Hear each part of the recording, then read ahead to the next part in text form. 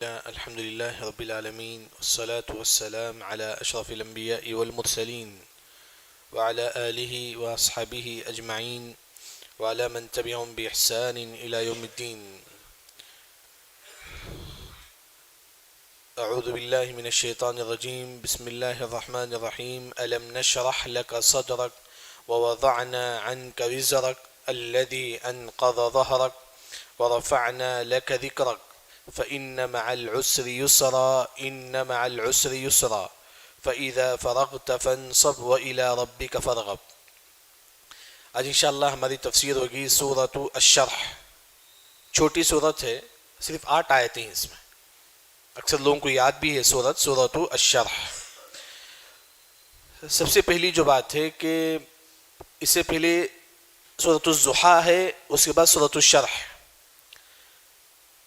بعض مفسرین کا کہنا ہے کہ دونوں صورت ایک ہی صورت ہے، دونوں صورت ایک ہی صورت ہے. جیسا کہ عمر بن عبدالعزیز رحمہ اللہ فرماتی ہیں کہ سورہ ضحیٰ اور سورہ شرح دونوں صورت ایک ہی صورت ہے. کیا مطلب ہے؟ اگر آپ پڑھتے ہیں کہ وَأَمَّا بِنِعْمَةِ رَبِّكَ فَحَدِّثْ أَلَمْ نَشْرَحْ لَكَ صَدْرَكَ، یعنی کہ دونوں کے درمیان بسم اللہ نہیں پڑھتے، یعنی کہ دونوں صورت کو ایک ہی سمجھتے تھے. کیوں؟ کیونکہ دونوں کا ٹاپک ایک ہی ہے، وہ یہ ہے کہ نبی کے بارے میں ہے. سورہ ضحیٰ میں بھی آپ صلی اللہ علیہ وسلم کے بارے میں بھی ہے، آپ صلی اللہ علیہ وسلم کے بارے میں ہے. سورہ شرح میں بھی آپ صلی اللہ علیہ وسلم کے بارے میں ہے. اسی وجہ سے بعض مفسرین نے کہا کہ دونوں صورت ایک ہی صورت ہے، یعنی کہ بیچ میں بسم اللہ بھی نہیں پڑھیں گے. لیکن صحیح بات یہ ہے کہ دونوں الگ الگ صورت ہیں. سورہ ضحیٰ ہے، پھر بسم اللہ پڑھیں گے، پھر سورۃ الشرح پڑھیں گے. سورہ ضحیٰ میں آپ صلی اللہ علیہ وسلم کی ظاہری نعمت کا ذکر ہے. ہمارے نبی یتیم تھے، اللہ نے پناہ دی. ہمارے نبی کے پاس مال نہیں تھا، اللہ نے مال دیا. ظاہری نعمت کا ذکر ہے کس میں؟ سورہ ضحیٰ میں. سورہ شرح میں ہمارے نبی کی باطنی جو نعمت ہے، اندر جو نعمت اللہ نے دی تھی، اس کا ذکر ہے. دیکھیے سب سے پہلے الم نشرح لک صدرک، اے نبی کیا ہم نے نہیں کھولا تمہارے لیے تمہارے سینوں کو؟ اس کا دو تفسیر ہے. ایک، جبرائیل السلام آتے ہیں، سیدھا صحیح مسلم کی حدیث ہے، جبرائیل السلام ہمارے نبی کے پاس آتے ہیں. آپ سب ہم چھوٹے تھے، 4 سال کے تھے، بچوں کے ساتھ کھیل رہے تھے. جبرائیل السلام ایک سونے کا تشت پلیٹ لے کر، اس میں زمزم کا پانی لے کر ہمارے نبی کے پاس آتے ہیں. تو آپ سسم کو سلاتے ہیں، سلا کر سینہ جو ہے نا کھولتے ہیں. ہمارے نبی کا سینہ جو ہے نا کھولتے ہیں، سینے سے دل نکالتے ہیں، دل نکال کر زمزم کے پانی میں دھوتے ہیں، اور اس میں جو شیطان کا جو حصہ ہے وہ نکال دیتے ہیں. یعنی کہ اس سینے کو کھول کر اس سے دل نکال کر زمزم کے پانی میں دھوتے ہیں، پھر وہ دل کو جو ہے نا ہمارے نبی کے سینے میں رکھ دیتے ہیں. یہ ہمارے نبی کے ساتھ 2 مرتبہ ہوا تھا. ایک جب 4 سال کے تھے تب، ایک اور جب ہمارے نبی جب معراج کا سفر کیے تھے. یعنی کہ وہی اللہ نے فرمایا کہ اے نبی ہم نے تمہارے سینوں کو کھول دیا تھا. ایک اور جو تفسیر ہے وہ یہ ہے کہ اللہ نے ہمارے نبی کے سینوں میں جو کینہ، کپٹ، حسد، نفرت تھا، اللہ نے اس کو نکال دیا. یہ دوسری تفسیر ہے. شرح صدر کا مطلب یہ ہے کہ اللہ تعالی ہمارے نبی کے دل میں جو کینہ تھا، حسد، نفرت، اللہ نے اس کو نکال دیا. ہاں، لیکن شرح صدر جسے ہم بولتے ہیں کہ آپ شرح صدر کسے بولتے ہیں؟ اس کا معنی یہ ہے کہ ہمارے دل میں ایمان ہونا چاہیے، ہمارے دل میں ایمان ہونا چاہیے. ہم کیسا پہچانیں کہ ہمارا دل شرح صدر ہے؟ آپ کا دل میں شرح صدر ہے، یعنی کہ آپ کے دل میں ایمان ہے. آپ کیسا پہچانیں گے؟ اگر آپ اذان سنتے ہیں حی علی الصلاۃ، آپ کا دل نہیں مانتا ہے نماز جانے کے لیے، سمجھو کہ ہمارا دل شرح صدر نہیں، ہمارا دل شرح صدر نہیں. فجر میں اٹھنے نہیں ہوتا ہے، دل نہیں مانتا ہے. کیوں اٹھنا ہے نماز کو؟ اتنی ٹھنڈی موسم میں نہیں ہوتا ہے، دل نہیں مانتا ہے. اگر اب دل نہیں مانتا ہے، نماز آپ کو نہیں اٹھتے ہیں، آپ گویا کہ آپ شرح صدر نہیں ہیں. جیب سے صدقہ کے لیے پیسہ نہیں نکلتا ہے، کیوں دینا ہے پیسہ؟ دل نہیں مانتا ہے. تو گویا کہ آپ کے دل میں شرح صدر نہیں ہے، آپ کے دل میں ایمان نہیں ہے. آپ کا دل شرح صدر ہے، کیسا پہچانیں گے؟ آپ خوشی خوشی نماز کو آتی ہیں، ہاں نماز کو مجھے جانا ہے، پڑھنا ہے. جیسا کہ آپ صلی اللہ علیہ وسلم بلال رضی اللہ عنہ سے فرماتی کہ ارحنا بالصلاۃ، اے بلال تم نماز کے دل سے ہم کو سکون دو. یعنی کہ اگر آپ نماز کو آتی ہیں، خوشی خوشی آتی ہیں، تو گویا کہ آپ کے دل میں ایمان ہے، شرح صدر ہے. یعنی کہ آپ کا دل ایمان کے واسطے کھل گیا، آپ کے دل میں اللہ نے نور رکھ دی. آپ نے خوشی خوشی صدقہ کرتی ہیں، یہ دلیل ہے کہ آپ کا شرح صدر ہے، یعنی کہ شرح صدر سب سے بڑی نعمت ہے اللہ کی. اس کے لیے کون سی دعا ہے، کسی کو یاد ہے؟ کیا دعا کرے تھے موسیٰ علیہ السلام جب اللہ نے کہا کہ موسیٰ تم جاؤ فرعون کے پاس، تو موسیٰ علیہ السلام کیا دعا کرے تھے؟ ربش رح لی صدری ویسر لی امری واحلل عقدۃ من لسانی یفقہوا قولی. یہ دعا، اے اللہ تعالیٰ میرے سینوں کو کھول دے ایمان کے لیے. اگر آپ یہ چاہتی ہیں کہ آپ کا دل نماز کو جب آئیں گے تو آپ کا دل سکون ہو، صدقہ کرنے میں آپ کا دل مانے، آپ کا دل سکون ہو، تو آپ یہ دعا پڑھیں، رب اشرح لی صدری ویسر لی امری واحلل عقدۃ من لسانی یفقہوا قولی. اگر آپ کے دل میں ایمان ہو، توحید ہو، تو تب آپ کا دل شرح صدر ہوگا. تو اس سے آپ کو کیا فائدہ ملے گا؟ کیا فائدہ ملے گا؟ اگر ہمارے دل میں ایمان آ جائے، ہمارا دل شرح صدر ہو جائے، ہم کو کیا فائدہ ملے گا؟ سب سے پہلے تکلیف نظر نہیں آئے گی. ہم کو جو بھی مصیبت دے، جو بھی تکلیف دے، ہم کو تکلیف نظر نہیں آئے گی. جیسے کہ آپ دیکھیں گے بلال رضی اللہ عنہ کو مکے والے زمین میں لٹا دیے تھے، گرم زمین میں، بہت زیادہ تکلیف دیتے تھے. لوگوں نے پوچھا کہ بلال، لوگ آپ کو اتنا تکلیف دیتے ہیں، کیا آپ کو تکلیف نہیں ہوتی؟ انہوں نے کہا کہ نہیں، میرے دل ایمان کے سے کھلا ہوا ہے، میرے اندر شرح صدر ہے. یعنی اگر آپ کے اندر شرح صدر ہو، تکلیف نظر نہیں آئے گی. دنیا کی جو آزمائشیں ہیں وہ نظر نہیں آئے گی، کیونکہ آپ کے دل میں کیا ہے؟ ایمان ہے، شرح صدر ہے. اس وجہ سے امام ابن تیمیہ رحمہ اللہ کو جب مارا گیا، ان کو تکلیف دیا گیا، انہوں نے کہا کہ مجھے کوئی تکلیف نہیں ہوتی ہے. لوگوں نے پوچھا کہ کیوں آپ کو تکلیف نہیں ہوتی ہے؟ انہوں نے کہا کہ ان فی صدری جنہ، میرے سینے میں کیا ہے؟ جنت ہے، ایمان ہے. شرح صدر کا مطلب آپ کے دل میں ایمان ہونا چاہیے، توحید ہونا چاہیے. اگر آپ کے دل میں ایمان ہو، توحید ہو، تو گویا کہ جو نا آپ شرح صدر ہیں. یعنی کہ الم نشرح لک صدرک، اس کی دو تفسیریں. ایک، اللہ نے صحیح معنوں میں ہمارے نبی کا سینہ پھاڑ کر اس کے دل، ہمارے نبی کے دل میں جو دل تھا وہ دل نکال کر جو نا دھو کر پھر دوبارہ اللہ تعالیٰ رکھ دیے تھے. جبرائیل علیہ السلام اس طرح کیے تھے. ایک اور، ہمارے نبی کے دل میں جو کینہ کپٹ حسد تھا، اللہ نے اس کو نکال دیا. اور شرح صدر کے لیے یہ ہے کہ انسان جو ہے نا نماز کے لیے خوشی خوشی آئے، خوشی خوشی صدقہ و خیرات کرے، تو دلیل ہے کہ آپ کے اندر ایمان ہے. اس کے لیے یہ کون سا ہے؟ رب اشرح لی صدری ویسر لی امری. بعض علماء نے اسی آیت سے اوپن ہارٹ سرجری سے استدلال کرتے، جیسے کہ آج اوپن ہارٹ سرجری جو ہوتا ہے وہ کہاں سے وہ لوگ لیتی؟ اسی آیت سے. ہمارے نبی کا ہوا تھا، جب ہمارے نبی کی سے دل نکالے تھے جبرائیل علیہ السلام اللہ کے حکم سے، اوپن ہارٹ سرجری تھا. تو اسی آیت سے جو ہے نا جو ڈاکٹر جو ہے نا علماء جو ہے نا استدلال کرتے ہیں. وَوَضَعْنَا عَنْكَ وِزْرَكَ الَّذِي أَنْقَضَ ظَهْرَكَ، اے نبی ہم تمہارے گناہوں کو معاف کر دیا جو تمہارے اوپر بوجھ تھا. یعنی کہ اس آیت کی جو تفسیر مفسرین نے کہا کہ لِيَغْفِرَ لَكَ اللَّهُ مَا تَقَدَّمَ مِن ذَنْبِكَ وَمَا تَأَخَّرَ، ہمارے نبی کے اگلے اور پچھلے تمام گناہوں کو اللہ نے معاف کر دیا. کیا آپ سسم گناہ کیے؟ نہیں، ہمارے نبی گناہ نہیں کیے، لیکن پھر بھی انعام کے طور پر اللہ نے کہا کہ اے نبی ہم نے تمہارے تمام گناہوں کو معاف کر دیا. بڑے گناہ تو نہیں، بڑے سے بڑے گناہ، لیکن کبھی کبھی جیسا کہ ایک مرتبہ ہمارے نبی صلی اللہ علیہ وسلم جو نا شہد کو اپنے اوپر حرام کر لیے تھے. یعنی کہ اس طرح چھوٹے چھوٹے جو ہوئے تھے، اللہ نے جو نا کہا کہ ہم نے تمہارے اگلے اور پچھلے تمام گناہوں کو ہم نے معاف کر دیا. جیسے کہ آدم علیہ السلام درخت کے پتے کھا لیے تھے. یعنی کہ انبیاء جو نا بڑے بڑے گناہ نہیں ہوتی، انبیاء سے چھوٹے چھوٹے کبھی کبھی ہوتے ہیں، اللہ تعالیٰ اس کو بھی معاف کر دیتے ہیں.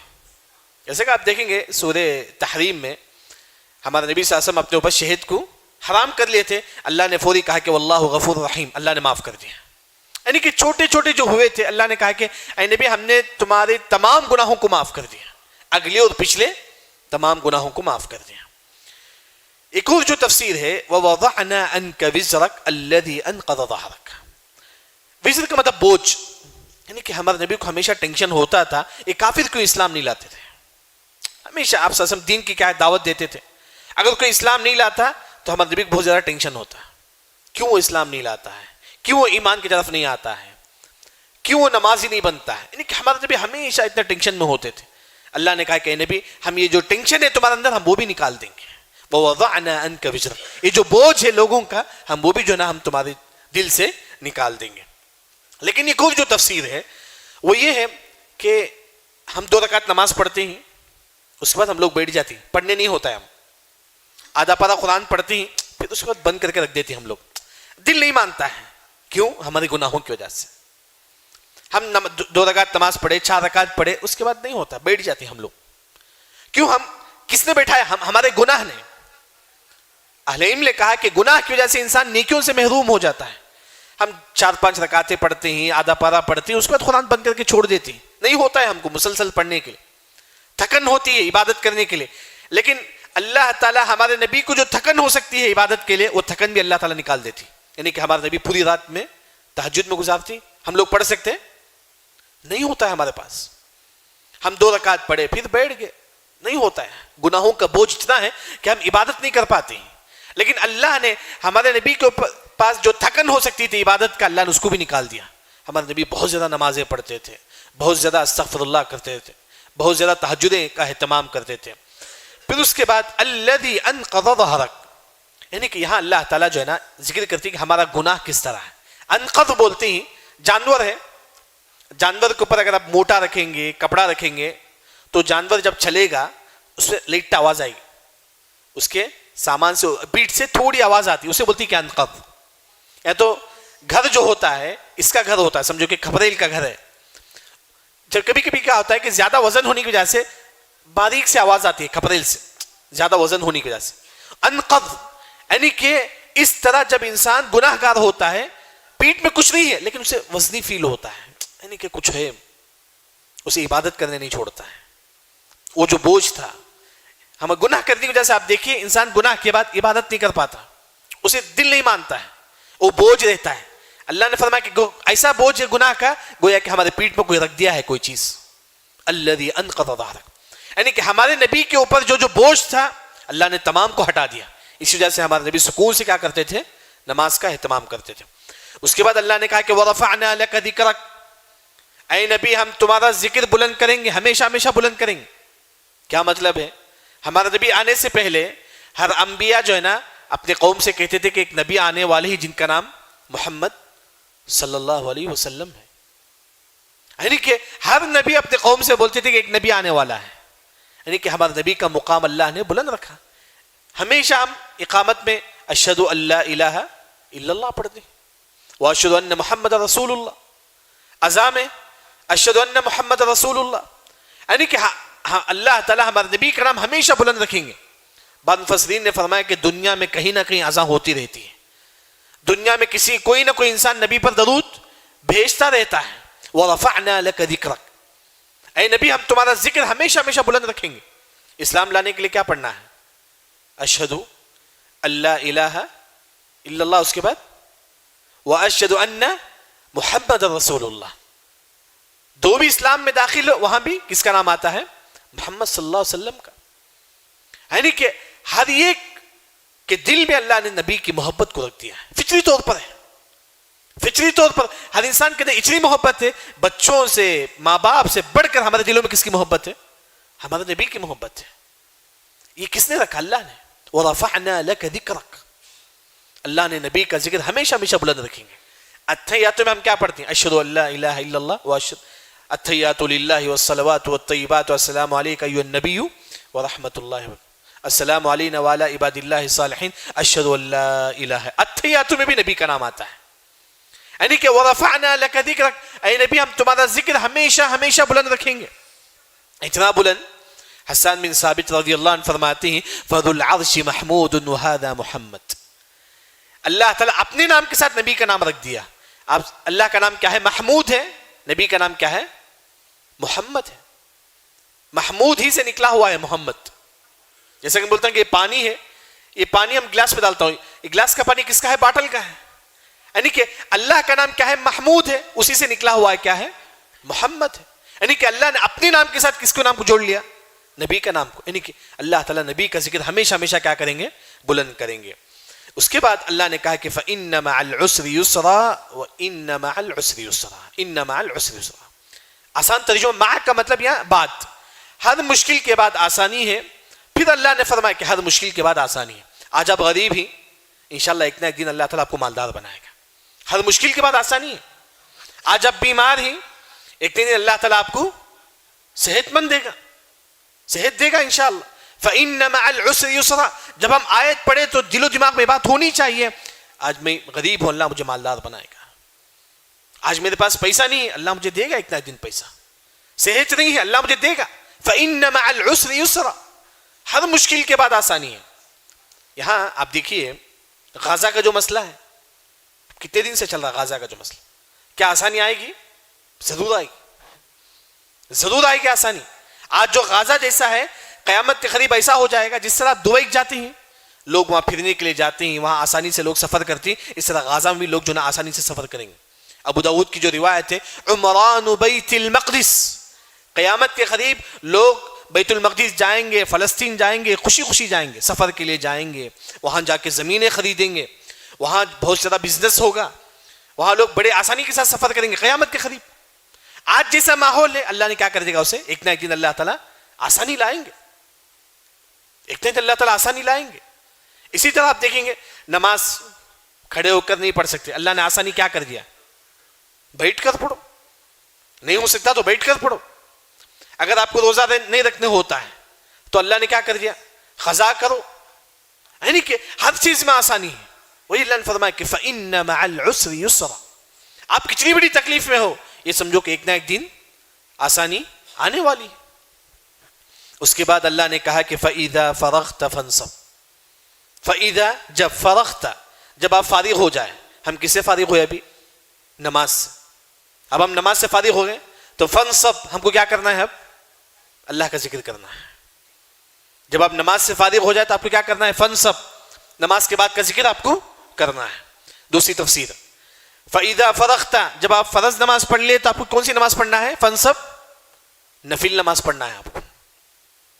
تیسری تفسیر فَإِذَا فَرَغْتَ، جب آپ دنیا کے کام سے آپ مکمل ہو جائے. انسان صبح سے شام تک بزنس کرتا ہے، چلیے بزنس کرتا ہے، فَانْصَبْ، اب شام میں آ کے کیا کرے، وہ اللہ کا ذکر کریں، تہجد پڑھے رات میں.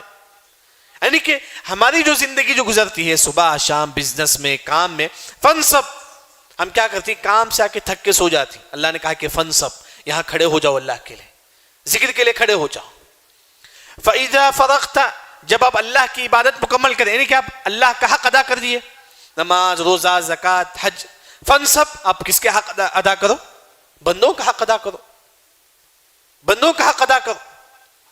یعنی تو فَإِذَا فَرَغْتَ، جب آپ عبادت سے مکمل ہو جائیں، فَانْصَبْ، اب تم کیا کرو؟ بزنس کرو. جیسا کہ آپ دیکھیں گے سورہ جمعہ میں اذا نودی للصلاة من یوم الجمعة فاسعوا الى ذکر اللہ وذروا البیع. یعنی کہ جب جمعے کی نماز ہو جائے تو اب کیا کرو؟ تم بزنس کرو. جمعے کی نماز کے بعد تم کیا کرو؟ بزنس کرو. اسی وجہ سے سلف صالحین نے کہا جمعے کی نماز کے بعد اگر کوئی بزنس کرتا ہے، اللہ اس کی بزنس پہ 70 مرتبہ برکت دیتے ہیں، 70 مرتبہ برکت دیتے ہیں. یعنی کہ فَإِذَا فَرَغْتَ فَانْصَبْ، ایک عبادت کے بعد دوسری عبادت، فرض کے بعد نفل، زکوٰۃ کے بعد کیا ہے؟ صدقہ ہے. یعنی کہ اللہ کے حق کے بعد کس کا حق ہے؟ بندوں کا حق ہے. یعنی کہ ہماری پوری زندگی کیا ہو؟ فَإِذَا فَرَغْتَ فَانْصَبْ. اب آپ عبادت کر لیے، سب کچھ کر لیا، وَإِلَىٰ رَبِّكَ فَارْغَب، اب اللہ سے امید رکھو کہ اللہ تعالیٰ جو ہے نا مجھے اس کا ثواب دے گا. فَارْغَب إِلَىٰ رَبِّكَ، اب نماز پڑھ لیے، اب اللہ سے امید رکھو کہ اللہ مجھے اس کا ثواب دے گا. آپ نے تہجد پڑھ لیا کہ وَإِلَىٰ رَبِّكَ فَارْغَب، اب اللہ سے امید رکھو کہ اللہ مجھے کیا دے گا؟ اس تہجد کا مجھے ثواب دے گا. آپ نے صدقہ کر لیا، وَإِلَىٰ رَبِّكَ فَارْغَب، اللہ سے امید رکھو کہ جو نا اللہ تعالیٰ مجھے اس کا ثواب دے گا. یعنی کہ سورہ شرح ایک عظیم صورت ہے جس میں اللہ تعالیٰ ہمارے نبی کا بارے میں ذکر کرتے ہیں. اس میں جو نصیحت ہمارے لیے ہے، سب سے پہلے شرح صدر کے لیے دعا مانگے، رب اشرح لی صدری ویسر لی امری واحلل عقدۃ من لسانی یفقہوا قولی. دوسری جو بات ہے کہ انسان ہمیشہ، جیسا کہ اللہ نے کہا کہ محمد ہم نے تمہارے اگلے اور پچھلے تمام گناہوں کو معاف کر دیا، تو ہم بھی دعا کریں کہ اللہ تعالیٰ ہمارے گناہوں کو بھی معاف فرما. جیسا کہ لقمان علیہ السلام اپنے بیٹے سے کہتے ہیں کہ یا بنی، اے میرے بیٹے، اللہم اغفر لی عود لسانک، اے میرے بیٹے تم ہمیشہ اللہم اغفر لی پڑھتے رہنا، ہمیشہ چلتے پھرتے. کیوں؟ فإن للہ ساعة لا ترد فیہ الدعاء، اللہ کے پاس ایک ایسی گھڑی ہے جس میں اللہ تعالیٰ دعا کرنے والوں کی دعا قبول کرتا ہے.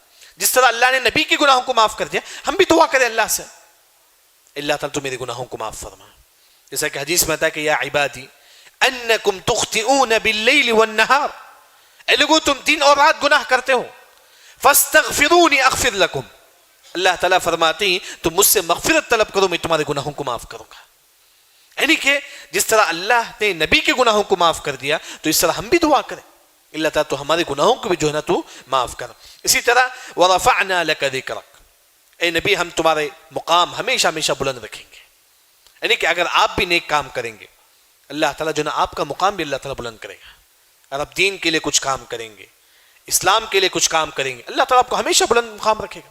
جیسا کہ امام طبری تفسیر کے امام ہیں.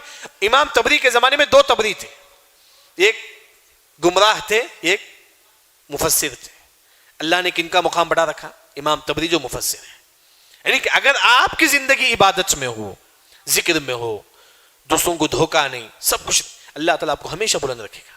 وَرَفَعْنَا لَكَ ذِكْرَكَ.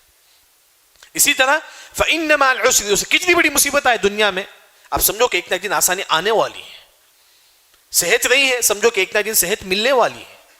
آج اللہ نے مجھے اولاد نہیں دیا ہے، ایک نہ ایک دن اللہ تعالیٰ مجھے اولاد دے گا. یعنی کہ ہر بھی جو مصیبت ہماری زندگی میں آتی ہے، جاب نہیں ہے، یسرا، ایک نہ ایک دن اللہ تعالیٰ آپ کو جاب دے گا. ہر مشکل کے بعد آسانی ہے، بس ہم کو یقین رکھنا ہے اللہ سے. اس کے بعد اللہ تعالیٰ فرماتے ہیں اگر آپ یہ چاہتے ہیں کہ آپ کا دل اسلام کے لیے کھول دے، اگر آپ کے اندر شرح صدر ہو تو آپ کو کیا کرنا ہے؟ فَإِذَا فَرَغْتَ فَانْصَبْ، جتنا ہو سکے اب عبادت کرو، جتنا ہو سکے صدقہ و خیرات کرو، ذکر کرو. تو آخر میں عبادت کرنے کے بعد ایک مسلمان کو کیا کرنا ہے؟ وَإِلَىٰ رَبِّكَ فَارْغَب، اللہ تعالیٰ مجھے اس کا ثواب دے، اللہ تعالیٰ مجھے اس نماز کا، جیسا کہ آپ فجر کی نماز پڑھ لیا آپ، وَإِلَىٰ رَبِّكَ فَارْغَب، اللہ سے دعا مانگی کہ اللہ تعالیٰ اس نماز کو قبول فرمائے تو مجھے اس کا ثواب دے. آپ نے جو نا صدقہ و خیرات کر لیا، فَإِلَىٰ رَبِّكَ فَارْغَب، اللہ تعالیٰ مجھے صدقے کو قبول فرما، مجھے اس کا ثواب دے. انسان جو ہے اس کے بارے میں دعا کرے. اللہ رب العزت سے دعا ہے کہ اللہ تعالیٰ ہم تمام کو صحیح دین سمجھ کر عمل کرنے کی توفیق عطا فرما. سبحانک اللہم و بحمدک، اشہد ان لا الہ الا انت، استغفرک.